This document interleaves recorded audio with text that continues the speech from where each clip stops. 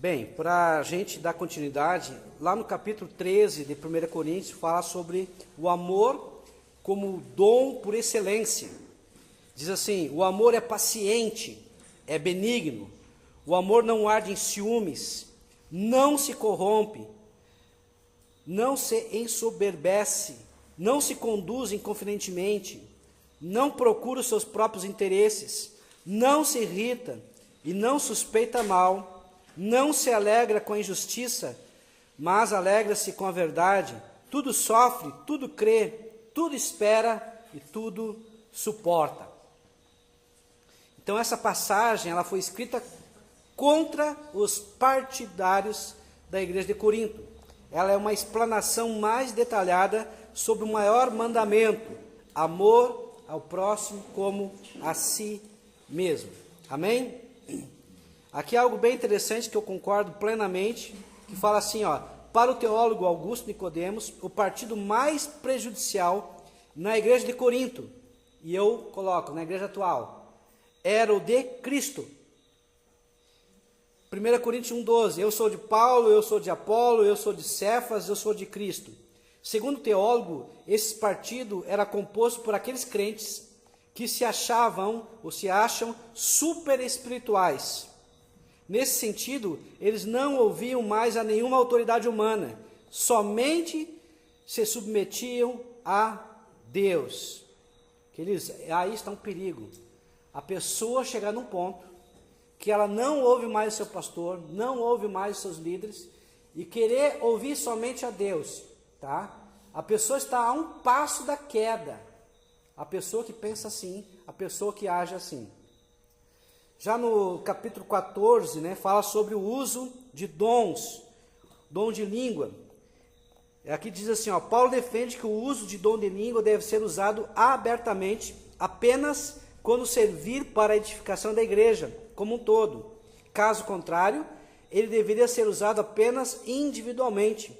Algumas igrejas, nos tempos de hoje, radicalizam o assunto e proíbem radicalmente o uso de dom de línguas na igreja.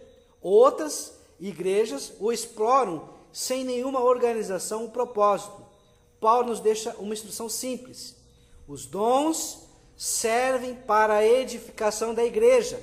Logo, se quisermos uma solução para o assunto, devemos perguntar: o uso do dom de línguas está edificando a igreja como um todo? Amém? Aqui está o X da questão. Nós não podemos ir nem para um extremo nem para outro. Quais seriam os extremos? Primeiro extremo: achar que não pode ter dom de línguas dentro da igreja. Então pegar algumas igrejas mais tradicionais, e essas igrejas mais tradicionais proibirem que os crentes falem línguas estranhas. Se a Bíblia diz que não é para proibir, esse é o extremo.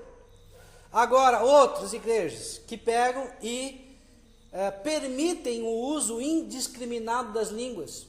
Tudo bem, mas está edificando a igreja? Esse mover do Espírito Santo sobre a vida das pessoas está proporcionando mudanças radicais na vida, no pensamento, no comportamento lá fora desses irmãos? Então, essa pergunta é muito relevante. Há mudanças substanciais? Ou seja, as pessoas estão falando em línguas, elas estão sendo melhores pais, melhores mães, melhores filhos, melhores empregados? Estão entendendo? Se não há mudanças, temos que repensar. Alguma coisa está errada. Amém? Deu para entender? Vamos adiante. O capítulo 15 fala sobre a ressurreição. Então o partido dos saduceus não aceitava a ressurreição. Paulo fundamenta todo o evangelho na ressurreição, de modo que se não há ressurreição, toda a fé que eles têm se anula. Paulo termina a carta instruindo-os também agora sobre a oferta destinada a Jerusalém. Então ele vai organizar uma coleta para os santos de Jerusalém. Amém? Sobre a questão da ressurreição. Se nós cremos que Jesus nasceu, viveu, morreu, mas não ressuscitou, a nossa fé já era. Ou seja, por que nós cremos em Jesus? Além de toda a obra que ele fez, além da morte, é que ele está vivo, ele ressuscitou, ele está à direita do Pai Todo-Poderoso, é ele que intercede por nós, é ele que é o nosso mediador, é ele que está sempre a orar, a interceder por nós. Então, um dos centros do cristianismo é que Jesus ressuscitou, ele está vivo, ele venceu a morte. Se ele venceu a morte, nós podemos vencer a morte também. Então esse é um dos centros do cristianismo. Amém? Fala. A ressurreição, essa é a maior dificuldade que eu tive de entender quando eu passei a ser evangélica, com relação à ressurreição, porque o Espiritismo tem uma visão diferente, né? Sim. A ressurreição, então, nada mais é que depois que morre, é continuação da vida. Isso. Hebreus 9. Isso passou a ter depois que Jesus veio na Terra, porque até a Jesus, as pessoas morriam e acabavam. Não. O que acontece?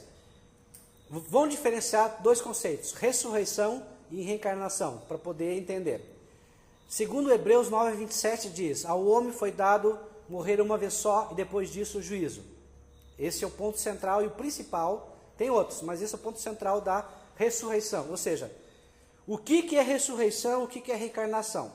Reencarnação, você volta à vida, assim como ressurreição é voltar à vida, mas na reencarnação você volta à vida num corpo diferente do teu.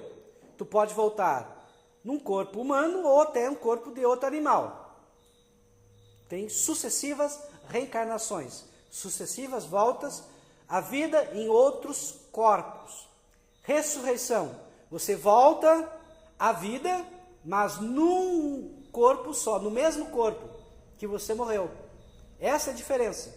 Então, reencarnação, você volta em sucessivas vidas em outros corpos. Reencarnação, você volta à vida, uma vez só, mas no mesmo corpo. Isso quer dizer o quê? Morre, tu fica adormecido, tu fica... Aí entra outro conceito. Por isso que eu falei, vamos ter que separar essa questão. Tem alguns que creem na doutrina, principalmente os adventistas, na doutrina do estado de sono da alma. Você morreu, você está dormindo e vai ser acordado na hora do juízo. Essa é uma teoria. Nós cremos nessa teoria? Não. Nós cremos que morreu, você vai ou para o céu ou para o inferno desde já, em estado de graça no céu ou em estado de sofrimento no inferno, vivo, acordado, consciente, de acordo com Lucas capítulo 16, que fala sobre o rico e o Lázaro, aonde fala sobre a questão que você está consciente, tanto no céu Abraão e o pobre, o mendigo Lázaro, quanto no inferno o rico. Mas isso partiu depois da morte de Jesus? Não, já era antes. Mas quando Jesus veio, ele deixou muito claro essa situação, principalmente com essa parábola, com essa história do rico e o Lázaro. Qual é a diferença da ressurreição de Jesus e das pessoas que morrem? Se continua vivo depois que morrem? Bem, as pessoas que morrem, elas estão vivas, mas não quer dizer que elas foram ressuscitadas. Por que elas não foram ressuscitadas ainda? Porque elas estão apenas num corpo espiritual. A pessoa que ressuscita, ela ressuscita o espírito e o corpo, como foi Jesus. Jesus é a primícia dos que dormem. Ele foi o primeiro que ressuscitou realmente. Ou seja, ele ressuscitou um corpo glorificado, espírito e corpo humano. Agora, todos que morreram antes ou depois de Jesus, nenhum deles ainda ressuscitou. Quando eles vão ressuscitar? Na vinda de Jesus. Na vinda de Jesus, a Bíblia diz que o espírito e o corpo, eles vão se unir e vão se transformar num corpo glorificado. Então a Bíblia fala que é bom para aqueles que tiverem a primeira ressurreição. Qual é a primeira ressurreição? É aquela que quando Jesus vier, os salvos, aqueles que estão com o seu nome escrito no livro da vida, vão unir o corpo, que já está pó, muitos deles vão estar em pó, vão se unir com a parte imaterial ou espiritual que está no céu. né? E vai se tornar um corpo glorificado. A partir daí, vão morar com o Senhor para sempre nos céus. Agora, na segunda ressurreição, é aqueles que estão no inferno e vão ser ressuscitados para o julgamento de Deus. E aí a Bíblia fala que aqueles que estão nos céus, no paraíso, vão se unir com o Senhor para a vida eterna. E aqueles que estão no inferno vão ser jogados junto com o diabo e seus demônios na Geena, que é o lago de fogo e enxofre, que é a segunda morte. Por isso que alguns são contra a cremação. Os judeus não cremam, porque é proibido, né, de acordo com a Torá, com a lei.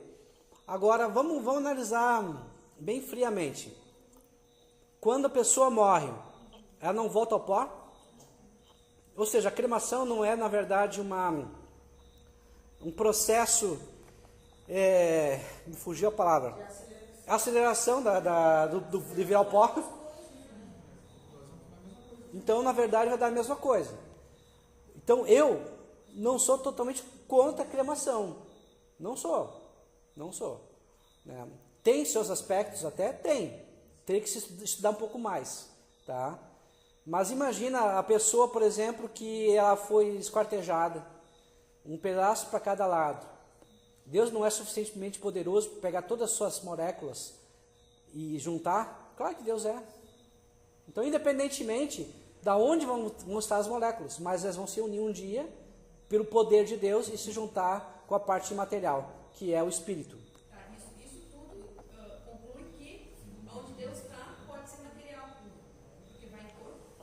E ressurreição mesmo é tu viver no corpo. No mesmo corpo, só que um corpo glorificado. A Bíblia fala que carne e sangue não herdarão o reino dos céus. Ou seja, nós, com esse corpo físico, jamais poderemos entrar no reino dos céus. Jamais. Então, assim como nós estamos, nós jamais poderíamos entrar no céu. Porque o céu é espiritual e nós somos carnais. Para entrar nos céus, nós temos que ter a mesma identidade dos céus. Nosso corpo, a Bíblia diz, vai ser transformado. Ou seja, vai ser modificado a estrutura corporal. Não mais física, mas espiritual. Vai se juntar o corpo físico, mais o corpo espiritual, e vai se transformar no corpo glorificado. Corpo semelhante a Jesus quando ressuscitou. Ou seja, um corpo aparentemente visível, só que não tinha mais as limitações físicas. Ele podia passar numa parede, porque a porta estava fechada, ele ultrapassou a parede, ele estava em um lugar, depois estava em outro. Ou seja, é um corpo bem diferente do nosso atual. Deu para entender? Depois a gente explica mais, se for preciso. Porque daria uma outra aula só sobre isso. Amém? Eu só dei algumas ideias, pelo menos.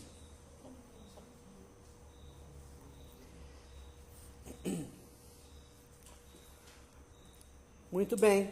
Página 67 fala sobre a carta de 2 Coríntios, mais do que qualquer outra, nos revela os sentimentos íntimos do apóstolo sobre si mesmo, sobre o seu chamado apostólico e sobre o seu relacionamento com as igrejas que ele fundava ou que dava assistência.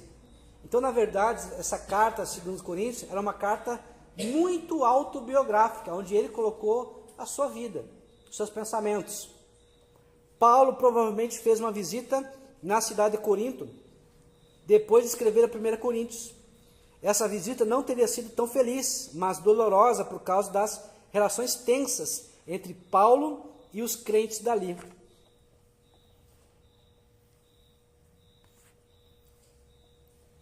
Amém?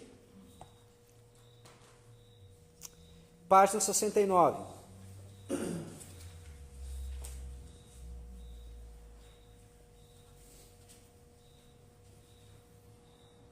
Aqui Paulo, ele prega aos coríntios com sinceridade. E aqui ele fala aqui também e para isso, ele tinha bastante segurança, pois os próprios coríntios eram não somente o selo do seu ministério, mas uma carta de Cristo, testemunho vivo, resultado do seu trabalho.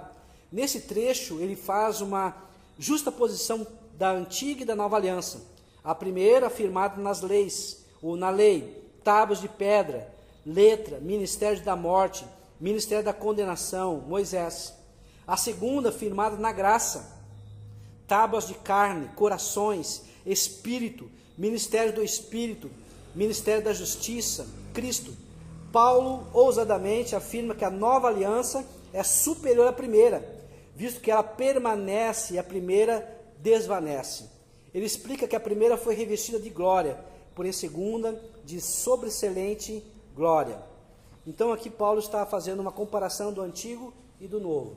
O novo era considerado apenas um aio. Eu lembro muito bem que o pastor João colocou, né? Qual é mais importante, o aio, a aia ou a noiva? A noiva, né? Então a lei, ela é a aia. Agora o principal é a noiva. Quem é a noiva? A igreja. A igreja é a noiva. Então, o principal agora é a nova aliança. Não podemos menosprezar o Antigo Testamento, porque ele é tão importante quanto o Novo. Mas, no Novo Testamento, nós temos um aprofundamento do Antigo, uma reinterpretação mais profunda, mais verdadeira do Antigo. Por isso que o Novo Testamento, a nova aliança, ela é melhor, porque ela traz com clareza e objetividade coisas que no Antigo Testamento estavam meio que em névoas, fumaça, sombra, obscuro.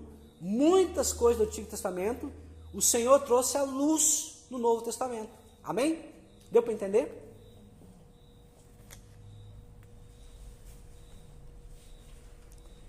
No capítulo 4, Paulo se apresenta como ministro dessa nova aliança, seu despenseiro fiel. No capítulo 5, Paulo expõe em algumas palavras o ensino em torno da reconciliação. No capítulo 6, Paulo se recomenda mais uma vez como ministro de Deus. No capítulo 7, ele retoma uma sessão inaugurada em 2 Coríntios 2, 12 a 13. Esse capítulo parece refletir declarações de maior alegria de toda a carta. Os capítulos 8 e 9 são dedicados a explicar aos coríntios a importância da coleta aos crentes de Jerusalém. E nos últimos 3 capítulos, Paulo retoma a defesa de seu apostolado. Agora vamos para a página 73, carta aos Gálatas.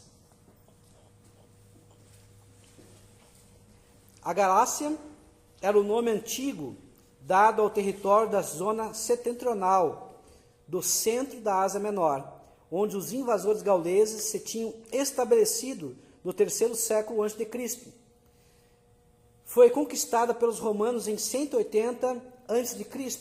O termo grego Galácia é a forma mais recente de Keltai, ou celtas, e significa em latim Gália. Seja o centro-norte europeu, certas tribos da Galácia invadiram a Macedônia e a Grécia em 280 a.C. e depois emigraram para a Ásia Menor. Outras atravessaram a Europa e se estabeleceram na Gália, hoje França. Então hoje a Gália seria a França. Tá? Pastor, qual que é o tema central de Gálatas, como o senhor falou ali em Romanos, que o tema central de Romanos era Salvação. o tema central de Coríntios era reconciliação, o tema central só para deixar... Liberdade. Nós podemos colocar, embora que não esteja aqui no livro, né, alguns temas centrais. Né?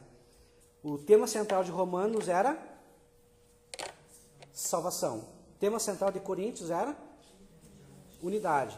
E o tema central de Gálatas, liberdade. Mas essa liberdade não é qualquer liberdade, é a liberdade em Cristo. Amém? Na página 74, em todas as províncias, a cultura, a religião era fortemente influenciada pela cultura grego-romana, ou seja, helênica. No finalzinho da página 74 fala assim, mas é o judaísmo a religião mais importante quando pensamos no contexto de Gálatas. Depois da diáspora, o que é diáspora? fuga, né? Depois da diáspora, ou seja, fuga, dispersão, também é outra palavra, né, que pode ser usado, dos judeus, aquele havia se espalhado por todo o Império Romano. Página 75. A carta aos Gálatas é um tratado apologético, que encontra muito paralelo com a carta aos Romanos. No meio da página fala assim, ó, os Gálatas haviam sido instruídos no Evangelho por Paulo. No entanto, pouco tempo depois, hereges, judaizantes, estavam convencendo os Gálatas de que os valores judeus eram essenciais ao culto divino, necessitando primeiro tornar-se judeu para então tornar-se cristão. Um dos elementos mais importantes da nova ideologia era a necessidade da circuncisão para ser aceito por Deus. Paulo os repreende e os exorta a chegarem a Deus somente por meio da fé em Jesus Cristo. Amém? Então aqui, queridos, Paulo, assim como em Romanos, fala que a verdadeira circuncisão não é uma circuncisão na carne, mas sim no coração. Então, Paulo fala de uma aliança, né? Que Deus ia fazer um dia, através do profeta Jeremias, que ia escrever as leis, não mais em tábuas, mas sim no coração. Então, o importante não são os aspectos externos da lei, mas sim o interno. É o coração voltado para Deus. É o coração oferecido para Deus e deixando que Deus domine o nosso coração, domine a nossa mente, domine os nossos sentimentos, domine o nosso pensamento, domine os nossos desejos. Vamos adiante.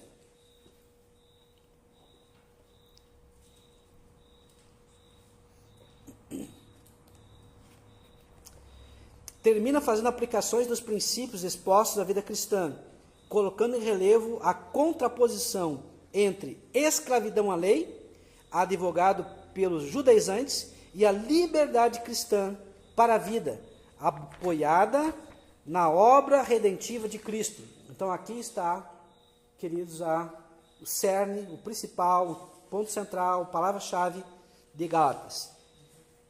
Ou nós voltamos atrás e começamos a querer cumprir toda a lei, sendo escravos da lei, ou nós somos livres em Cristo, apoiado na obra que Cristo já fez. Amém? Vocês lembram de Gálatas 1:8? O que diz? Gálatas 1:8 diz... Gálatas 1:8 fala, né, mesmo que nós, ou até mesmo um anjo, que vem do céu, que traga outro evangelho, ou seja, outra mensagem, outras boas novas, tá? Que não seja aquela que foi pregada, que seja considerado maldito, anátema. Por quê? Porque o cerne do evangelho, da palavra de Deus, é que Cristo veio, nasceu, morreu e ressuscitou. Então hoje nós temos livre acesso ao Pai através de Cristo. Não é mais através da lei. Pastor, então nós não vamos obedecer à lei? É claro que sim. Mas nós vamos obedecer à lei. De que forma? Movido e guiado pelo Espírito Santo. É diferente. Não mais com medo de ir para o inferno, mas é com amor, com alegria, com desejo do nosso coração de servir a Deus e agradar a Deus. Então a motivação mudou. Não é mais por medo, mas é por amor. Amém? A autoria também, né? No primeiro versículo, o autor se identifica como sendo Paulo. E aqui nós temos duas datas possíveis, né, também. O destinatário, né, são aos Gálatas, como já foi visto, né? Existe essa possibilidade de ser a parte do sul ou a parte do norte. Nós não sabemos exatamente para quem foi. Conteúdo se divide em três partes. A primeira tem um tom autobiográfico. A segunda, um discurso doutrinário. E a terceira faz um apelo mais prático. É bem interessante, né, que Paulo geralmente escreve suas cartas mais ou menos dentro dessa linha, né? ele dá o entendimento de quem ele é, ele se apresenta, ele diz por que ele tem a autoridade apostólica, depois ele fala muito sobre a questão doutrinária, e por fim, como aplicar a doutrina na vida prática. Queridos, não está dentro do livro, mas só para a gente relembrar, eu não posso deixar passar. Quando você vai ler a Bíblia, quais são as perguntas que você faz quando você vai ler a Bíblia? Temos algumas perguntas, né, que a gente tem que fazer. Primeiro, o que está acontecendo? Por que está acontecendo? Ou seja, qual é o motivo que está acontecendo aquilo? Segundo, quais são os princípios que Deus quer que eu aprenda? Cada passagem bíblica há princípios. Esses princípios eu tenho que retirar do texto, eu tenho que extrair do texto esses princípios. E o terceiro, o que Deus quer que eu mude? Então, na verdade, primeiro, o motivo. Qual é o motivo que está presente naquele texto? Segundo, qual é a lição que Deus quer que eu aprenda? E terceiro, qual é a mudança que eu preciso ter na minha vida? Se eu não souber o motivo, se eu não souber a lição, e se eu não souber a mudança que esse texto está tentando provocar em mim, eu vou ler a Bíblia como um livro qualquer e não vai provocar mudança nem na minha vida. E a Bíblia toda ela sempre está atrás de mudanças, nos conscientizar de nossos erros, de princípios e lições que está naquele texto e o que eu preciso mudar. Se eu não tiver esse entendimento, eu vou ler a Bíblia como um livro qualquer e não vai provocar mudanças. Amém? Deu para entender? Muito bem. Vamos lá, página 78. A justificação é pela fé, era a principal ideia que Paulo queria ensinar nessa epístola. As Escrituras, Abraão, a lei.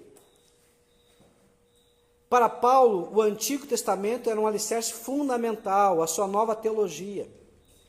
Ele não o rejeitava como pensavam alguns judaizantes da época, pelo contrário, reinterpretava-o à luz do Novo Testamento ou do Evangelho.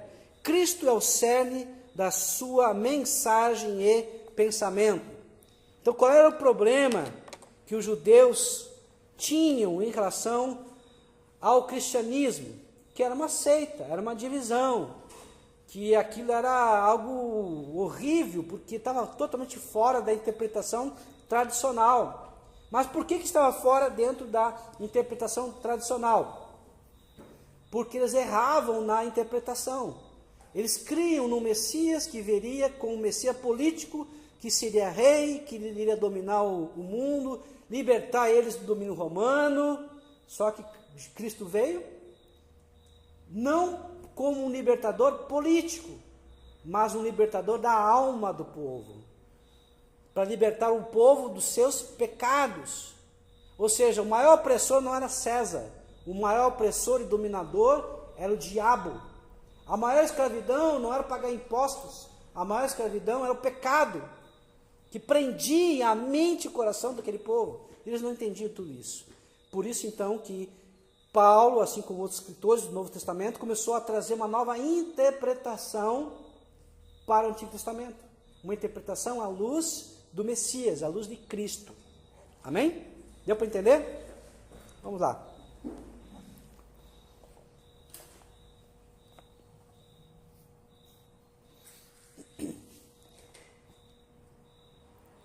Página 79, no meio da página, mais ou menos, no segundo parágrafo, fala assim, para Paulo, o Antigo Testamento e a mensagem do Evangelho de Cristo eram não só duas peças fortemente magnéticas, como mutuamente dependentes. O Antigo Testamento foi constantemente citado em suas epístolas, servindo de base em suas argumentações.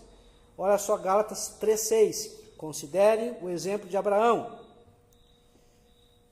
Para o povo, só havia uma linhagem de salvação, a que passava por Abraão. Então, queridos, os judeus, um dos motivos que eles não aceitaram Cristo, um dos motivos que eles deixaram essa oportunidade de conhecer o Salvador, era por causa do seu orgulho. Mais uma vez, entramos nessa palavra, o orgulho. Por causa do seu orgulho, não conhecer o tempo da sua visitação, não conhecer o seu Messias. E por isso que os gentios acabaram tendo esse grande privilégio de conhecer Jesus, porque não tinha esse orgulho espiritual, de achar que sabiam alguma coisa. Pelo contrário, eles foram aprendendo e reconhecendo que Jesus realmente era o Messias. Então, por eles, judeus, acharem que eram filhos de Abraão, seriam salvos. Enquanto que os verdadeiros filhos de Abraão não são aqueles que vieram da carne, ou seja, da descendência de Abraão, mas sim aqueles que eram filhos espirituais, ou seja, que tinham fé, a mesma fé que Abraão teve. Então, os filhos de Abraão não são os descendentes judeus. Os filhos de Abraão são todos aqueles que pensam, se comportam como Abraão, aqueles que têm fé, fé no Messias, fé no Cristo, fé no Senhor. Então, aqueles que têm fé, esses são verdadeiros filhos de Abraão. Deu para entender? Muito bem, vamos adiante. Abraão creu em Deus, página 80, de modo incondicional e sem ter alguma razão extremamente forte para isso, creu, porque decidiu. Esse tipo de fé não perde em qualidade para a fé do Novo Testamento. Não é assim conosco hoje? Quem é que viu Jesus aqui? Quem é que conversou com Jesus aqui? Quem é que tem um relacionamento pessoal e íntimo com Jesus de tal maneira que, Jesus é meu amigo pessoal, nós conversamos todos os dias, todas as noites, eu vejo ele, eu ouço ele. Tem alguém que tem esse relacionamento dessa forma? Não.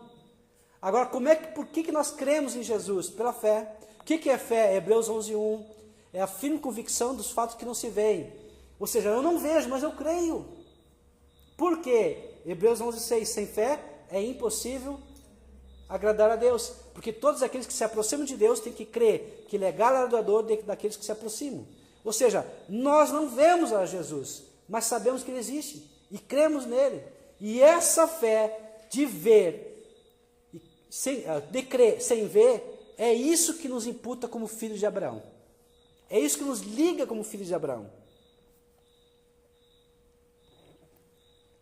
Muito bem, vamos lá para a página 81. Segundo parágrafo diz assim: Paulo continua seu pensamento, ressaltando que os que são da fé é que são filhos de Abraão. Gálatas 3:7. Sabeis, pois, que os da fé é que são filhos de Abraão. Nisto ele reforça que não é a circuncisão física que determina se o indivíduo faz parte das promessas de Abraão, e sim a circuncisão do coração. Amém?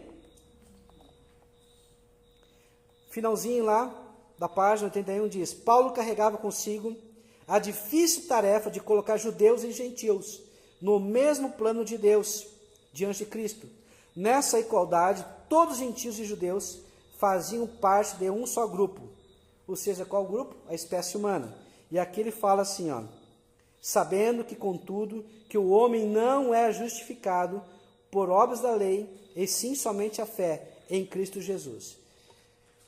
Qual era o pensamento judeu? Nós somos um povo especial, nós somos um povo diferenciado, nós somos aquele povo que já temos a salvação.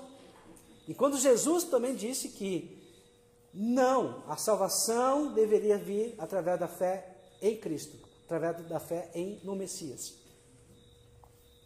Página 32 diz: outro tema amplamente desenvolvido por Paulo nessa carta é o da liberdade. Ela era fortemente questionada pelos judaizantes. Segundo eles, ela dava margem a uma vida indisciplinada e fora dos padrões morais do Deus de Israel. A princípio, a posição dos judaístas parece coerente. Uma vida sem regras e leis induz à libertinagem, mas não era esse o pensamento de Paulo. Os judeus zelavam pela prática da lei para alcançar favor diante de Deus. Paulo, contrapondo, vem dizer que Cristo nos chamou para a liberdade. O mais incrível é que para Paulo a nova vida, ou seja, a liberdade em Cristo, alcançava, abrangia e superava toda a lei. Amém? O que diz Gálatas 5,14? Isso aqui eu vou ter que ler. 5,14, 5,16. Que palavra linda essa aqui. Gálatas 5,14. Porque toda a lei se cumpre em um só preceito, a saber, amarás o teu próximo como a ti mesmo. Ou seja, toda a lei se resume numa palavra, que é amor.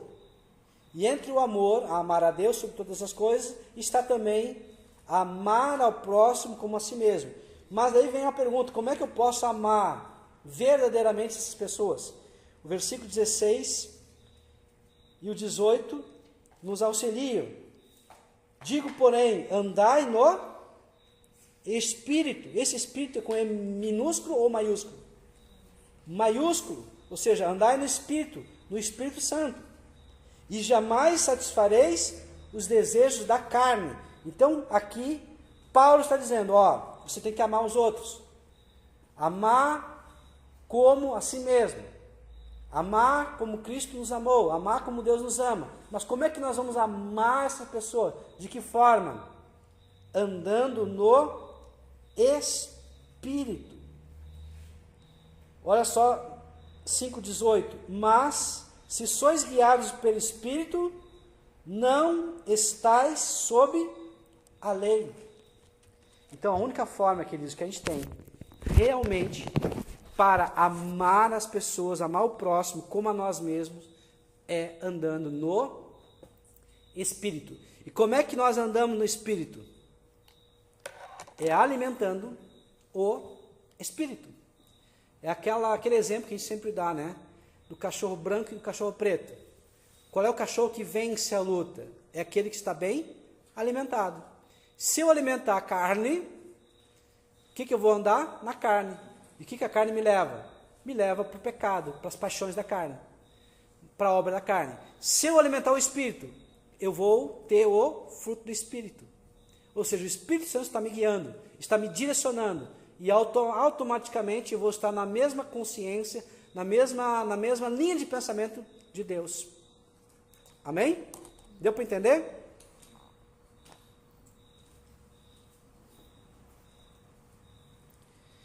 Muito bem, vamos lá. Página 83. Paulo então sabia que todo homem tem uma inclinação natural ao pecado.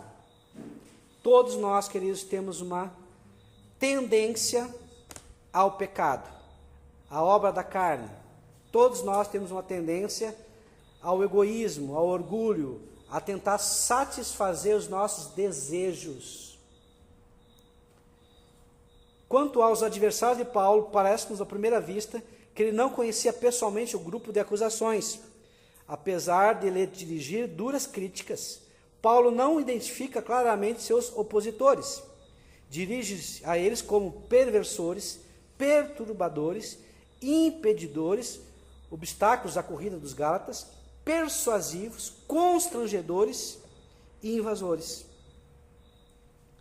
Entretanto, podemos deduzir facilmente quem eram os adversários: um grupo de cristãos judaizantes, com propósitos específicos, que colocavam a prática da lei acima do evangelho da fé. Queridos, quando alguém tenta colocar a prática da lei acima do evangelho da fé, ele está tentando colocar um outro foco. Qual é o foco?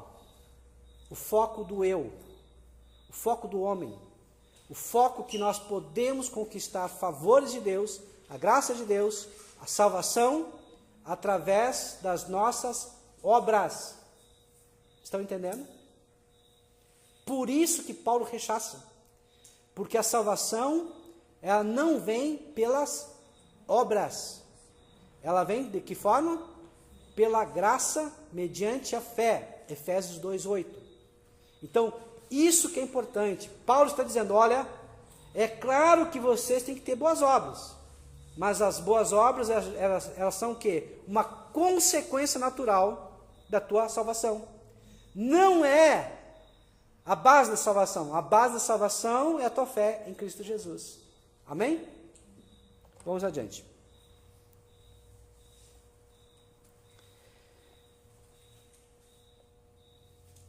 Esses opositores atacavam Paulo em 3 áreas.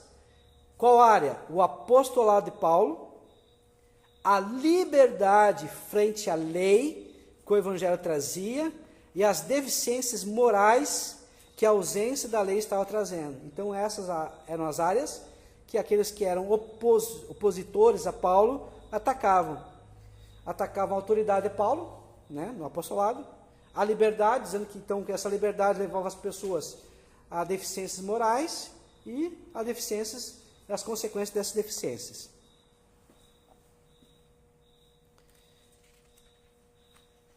Eles tentavam, na verdade, desclassificar a Paulo como apóstolo de Cristo, uma vez que ele não havia partilhado da presença física de Cristo e, portanto, não poderia representá-lo.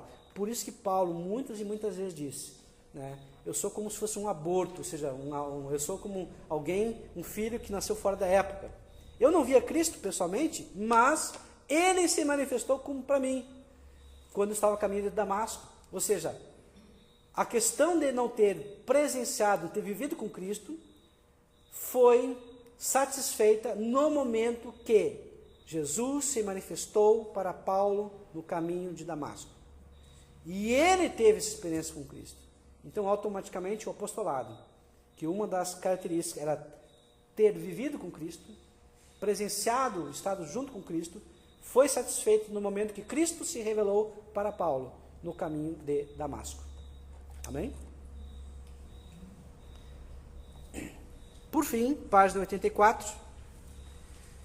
A lei era pesada e até mesmo insuportável.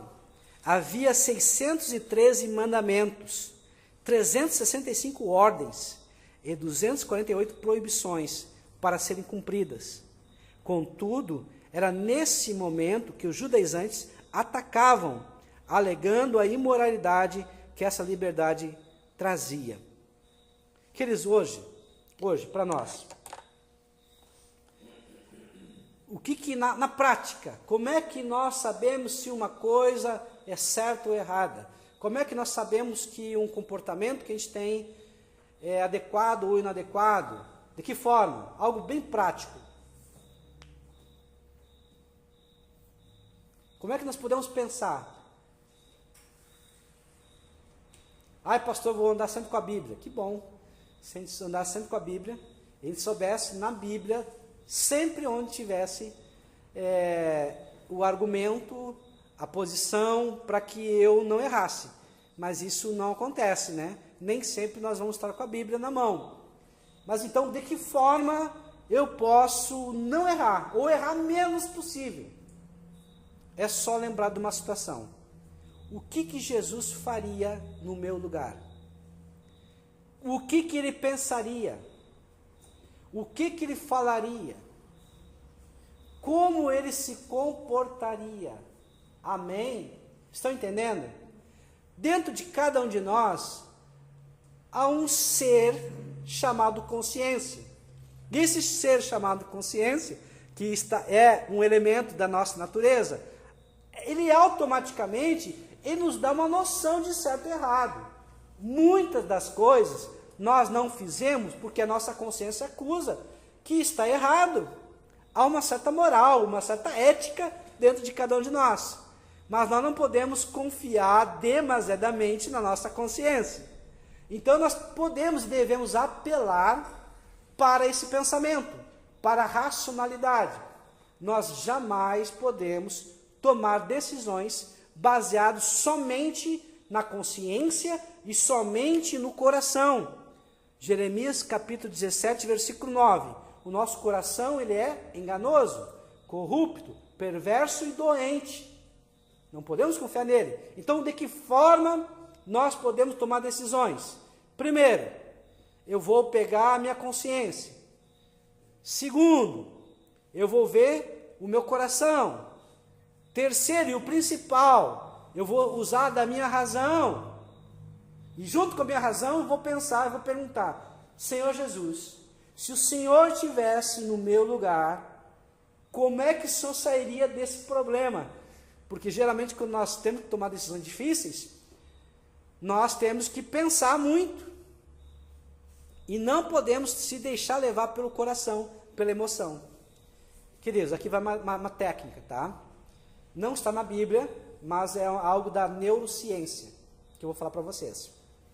Jamais tomem decisões de noite. Jamais. Se for possível, transfira para o outro dia. Por quê, pastor? Nós somos que nem um celular. Imagina um celular, ficou toda a noite carregando o celular. Levanta de manhã, qual é a carga do celular? 100%. Ao longo do dia, chega à noite, como é que está o celular? Não está morrendo? Não está na bateria fraca? Ou seja, nosso pensamento, nossa mente, ele vai começar a evitar de tomar decisões importantes, porque ele se resguarda o potencial de pensamento, de mente, de decisões. Por isso que as piores decisões que nós tomamos, se vocês pararem para pensar, vocês vão ver, são decisões que tomamos de noite, onde nosso cérebro está cansado, ele não pensa mais direito. A possibilidade de erro é muito grande. Já de manhã, nós nos acordamos com 100% da mente, muito bem estabelecido e com potencial de tomar decisões melhores. Outra questão, não tome decisões quando o teu sentimento, tuas emoções estiverem em polvorosa, estiverem em conflito. Comece a fazer perguntas para você mesmo, e essas perguntas vão fazer com que o teu lado racional, ele mova para o lado sentimental, o lado emocional, e faça com que as emoções sejam obrigadas a responder essas perguntas. Automaticamente você vai ativar novamente a tua consciência. E isso vai fazer com que você não fale coisas que talvez, em outros momentos, você vai se arrepender. Então, não tome decisões de noite. Faça perguntas para ti mesmo, para desenvolver o teu lado racional e sair do lado emocional. Porque o teu lado emocional vai ficar irado, vai ficar com raiva, vai ficar perturbado, vai ficar inquieto e vai dar problemas.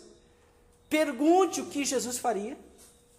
Você vai ter possibilidades bem reais de tomar decisões mais corretas. Amém? Deu para entender? Muito bem. Vamos terminar aqui então.